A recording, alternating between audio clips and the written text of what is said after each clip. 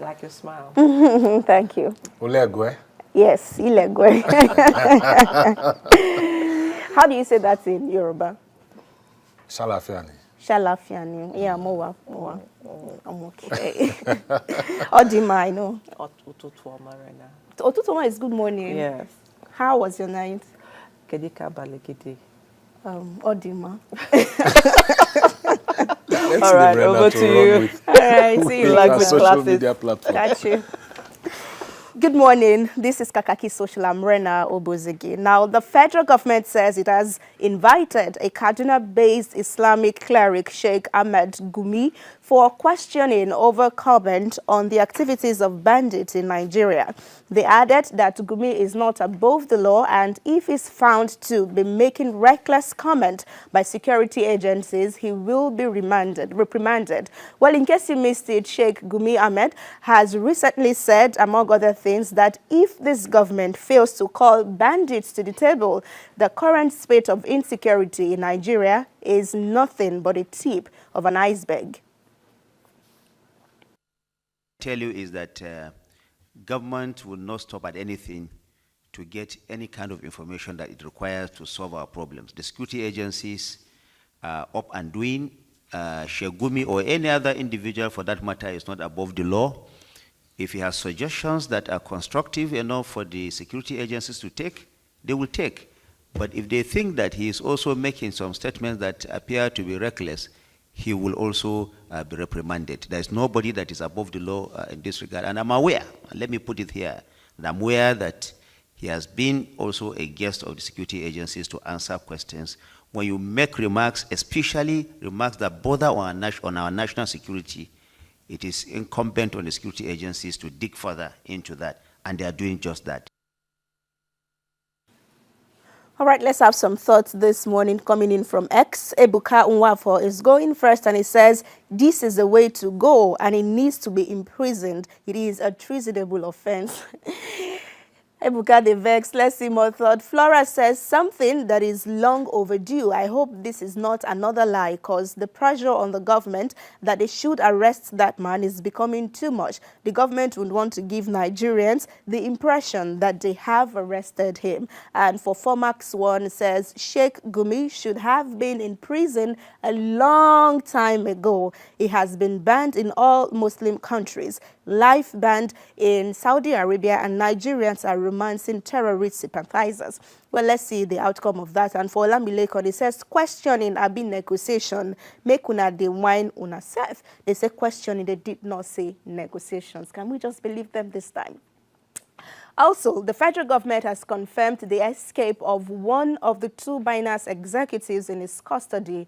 Nadeem Ajawala stepped out for Ramadan prayers on Sunday as one of his rights in detention and never returned. Well, his and his colleagues' passports were said to have been retrieved from them, but he could leave Nigeria with a Kenyan passport, even though the Nigerian government was sure he had no such thing on him at the time of detention. The person under custody from Binance has actually escaped. There is now a widespread manhunt on him.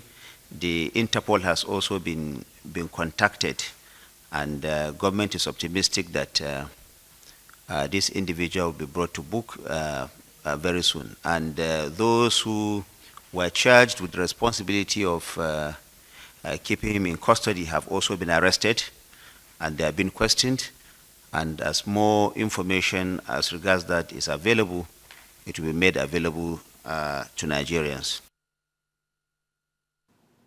All right, let's see how you are reacting at this point. Femi says, how now? Somebody must have compromised in the facility the finance executives were kept. Some people are really out to see this government fail. All those that compromised must be punished severely.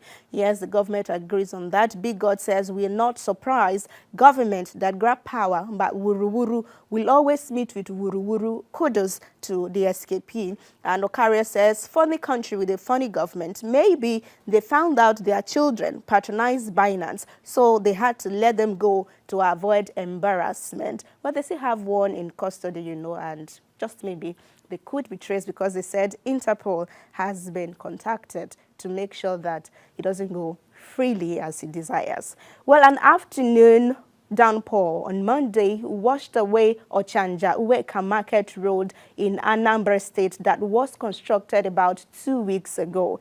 In a viral video on social media, the now washed road coated asphalt peeled out with pieces scattered and waterlogged on some parts of the road, and netizens are wondering how come 20 minutes downpour costs the massive washing, on the road that was constructed about 14 days ago.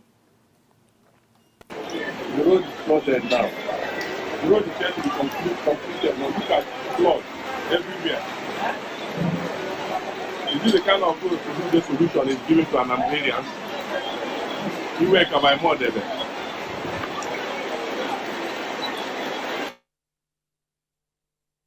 Meanwhile, another video that has resurfaced on social media shows the same road before the rain bearing an electric pole on its completed lane. For a better Anambra.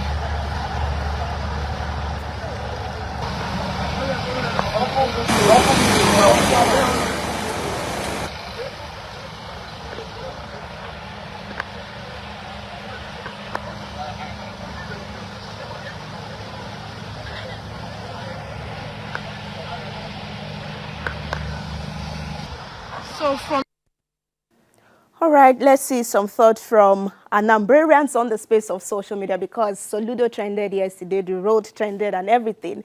Ike says, "Low, never imagined that Soludo's tenure could be this uninspiring. If he gets another term, Indi Anambra and not serious." Also in reaction, Victor Onyibe says, "Is this the same road Soludo said would last for 20 years?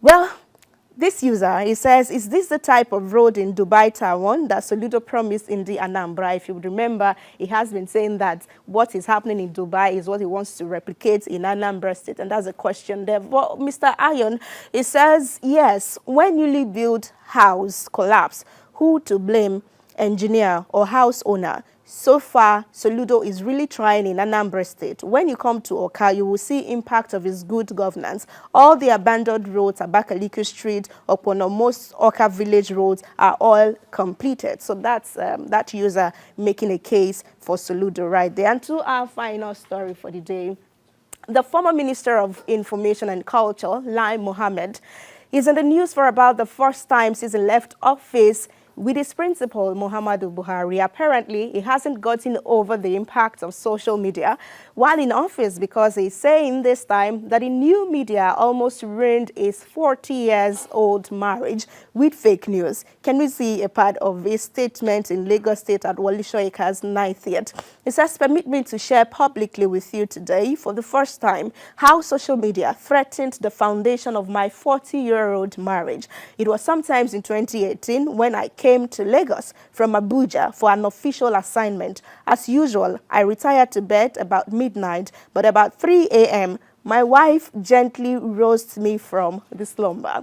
So what did the wife say? It says, "At first, I panicked, fearing that there had been a security breach, but my wife's mien belied that possibility, for she was calm and composed. Solemnly, my wife asked me if I was fully awake, and there were some serious issues to discuss." Just after this, he says, what followed was a bombshell. Let's see how netizens find this thought. Mr. Law says, "Bam, Professor is back. Your students, Ajuri and Co, are not living up to your set standards. What could be wrong?" On the other side is another user, Big Favor, who says, "So the so-called fight against fake news was a personal vendetta," and attaching a photo of Mr. President is our final user this morning, who says, "This story na lie. How did you know? This story na lie. Is it about the person or something?" Well, that's how we call it a day today on Kakaaki Social. Thank you so much for being a part of it. Please reach out to us on our WhatsApp number. I guess you have it already. And my handle is Rena Obio on social media. Interesting lineup, Brenna. Thank you. Interesting. Quite interesting. You know, the first one is the fact that market road that was washed away 14 days after construction. Yeah. And one would be wondering really, what was it? Was it the constructors or was it what they used in constructing the road? I don't know. I mean, it just puts Soludo in a very bad light. Oh, well, he has been saying that he got some pocket-friendly constructors. That has been his word. Pocket-friendly constructors. Apparently, he tried to save costs or something. I don't know if he tried to jeopardize save quality. costs. Yes. Don't forget that corruption is not just about stealing money. President Goodluck Jonathan, the former president, did say that stealing and corruption are two different things. Corruption is also when you lie about things. True. There's no way after constructing a road, 2 weeks after, rain washes it away. There's something wrong somewhere. It's bizarre. And I think that the government of Anambra State, Has questions. they owe themselves a responsibility to explain to the people what happened and ensure that the contractor, pocket-friendly or not, is made to answer for that, because really that's a waste of public funds and it should not be condoned at all. But then would you also say that pocket-friendly means cheap? It also means subsidized. It also means quality, cutting corners. So I do not think it's still just the contractors, Kunle, that needs questions to be answered, because the people of Anambra State trusted the governor to do what's necessarily, you know, should have been done. Yes, should have been done in terms of due process and looking at the issues, surveying the work. And if he has gone through that commissioning of that road project, couldn't he have also seen in between the lines? That's why I said that the government of Anambra State, from the governor right down to the lowest person concerned with that contract, they owe themselves that responsibility. They were acting on behalf of the people of Anambra State when that contract was given. Yeah, I do they know owe that the people an explanation, an apology, and they must bring that contractor to book. I do know that the governor, about 2 weeks ago also, there was a viral video of him and the commissioner of works where he was saying that he would displace him for doing substandard jobs. But I don't know if this is one of them. Yes, because this just happened yesterday. And talking about their response to the people, there is no one from them yet. Otherwise, I would have heard what they're saying for objectivity and also. Let's see what they are going to be saying about that. It's quite clear. It's quite clear there are questions to be answered. But like Mohammed, is he still lying?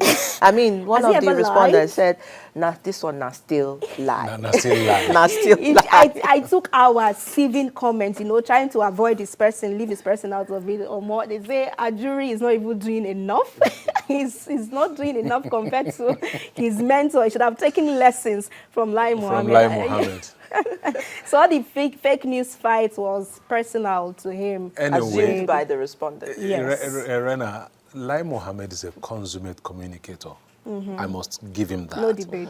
And before he became the Minister of Information, I've had cause to interact with him a few times. And the truth is, the distrust between the people and government is what is coming out to play again here. Because Nigerians, maybe because of the long years of military rule where governance was done through subterfuge, through half-truths, through white lies, black lies. Some white lies, some black lies, lies of all colors. Nigerians still do not take government very seriously when issues arise. And that's why when government makes a statement, they say, they don't come again. I think that's what's coming out to play here. I think Lai Mohammed did a very good job as Minister of Information. He did a good job. That's why I said I think. Did you think he told lies? Did you think he covered some half-truths? I don't know about Are you a lie detector? Did you think he was also a propagandist man? You're not going to put words in my mouth this morning. And to think that people were trying to merge his name, the spelling of his, or the pronunciation of his name with the literal word of lie in the dictionary. I mean, maybe he should have changed his name. That's a hazard he couldn't have avoided. Maybe if he had used his full name, Olaiwola, nobody would. Oh, that's it? That's yes. That's his full name. Olaiwola, that's his full name. Absolutely. But they say if you ask me, now who I go ask? May I bow, please? Please, you can bow. Thank you. Thank you so much. Have a lovely day. Interesting conversations on the social media. Absolutely.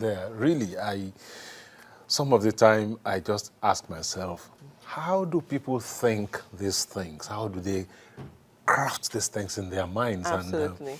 And it's amazing what you see, especially on X and on Instagram. It's crazy. Indeed, indeed. And sometimes I give Rena kudos for even, reading through that, filtering it. I just imagine sometimes, what she has to deal with in terms of trying to make sure that, the most enthusiastic ones perhaps could be the wrong one, but still she has to filter through that. Thank you so much, Rena, for that. We really appreciate it. I don't envy